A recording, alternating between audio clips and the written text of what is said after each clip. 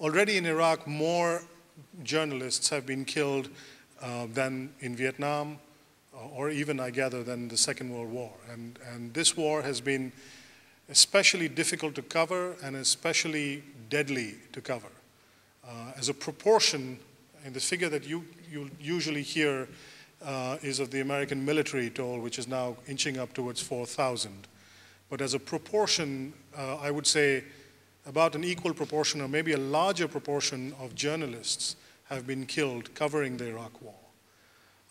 And so when I open the papers, and now that I'm here in New York, and I read a terrific story in the New York Times or in Time magazine, I'm always informed by the knowledge of what went into the story and the risks that people took to bring that story to us.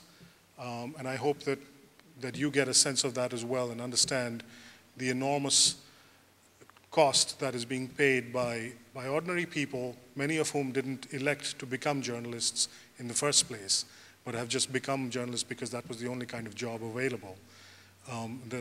The price that they are paying to bring the news to you. My life in Baghdad compared to what they have to endure is, I don't want to make light of it, but is relatively easy. I fly in, but every time I fly in, I know fully well that at the end of 2 months, I'll be flying out. Unlike them, I only have to worry about my own safety. I'm not worried about the safety of my family that they have to do. They have to run through the gauntlet. They play a game of Russian roulette every morning when they wake up and leave the house, because they are conscious of the fact that they may not come back alive. They are conscious of the fact that if they do come back alive themselves, their family may not be alive waiting for them. And that's because terror and violence and death in Baghdad is so random and so unpredictable that there's not a lot anybody can do to protect themselves and protect their loved ones.